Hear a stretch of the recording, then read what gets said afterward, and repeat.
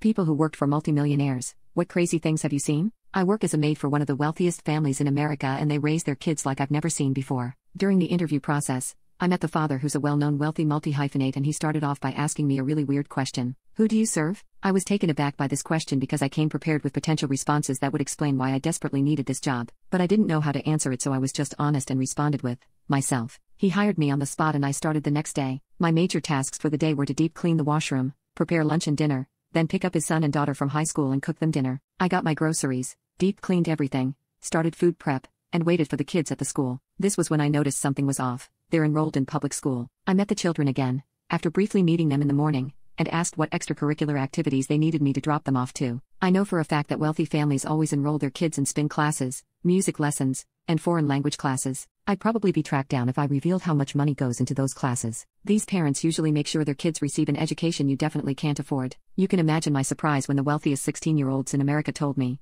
"We don't have any extracurriculars, we study at home." After eating dinner, they disappeared into their rooms and stayed there the whole day. Before I left, I asked their father why he didn't enroll his kids in any extracurricular classes. In his fashion, all he told me was, "The school system sucks." Yeah, no, I wasn't buying it. Sure, the school system sucks, but he wouldn't send his kids there if it meant they were set up for failure. When I went to the mansion the next day, I was prepared to ask the kids what they did and if their father was negligent. I went to the son's room and he was just lying on his beanbag on his phone. All I could think was, who was I kidding? He's one of the richest kids in America. He can afford to waste his life away. Regardless, I asked what he was up to because I wanted to know what was so different about them than the other rich kids I took care of. He completely shocked me, because most kids that get into this give up after a month. He revealed to me that he was investing and trading stocks. I was like, "Oh, does your dad teach you that?" He said no. He told me that his father doesn't believe in the school system. He believes that the most successful people are those who self-study, are true students, and put in their 10,000 hours. His father was so good at many things like music, computer science, and the arts because he was a dedicated learner. After talking with the kid,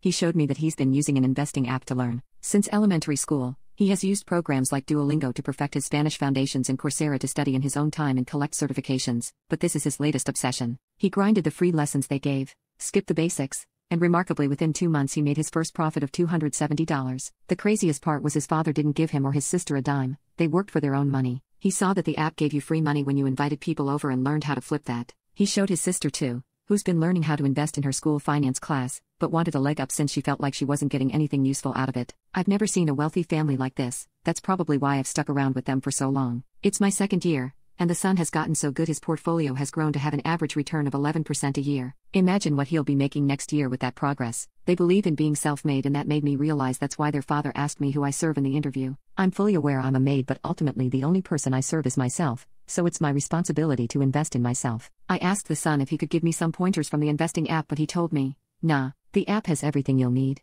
just start."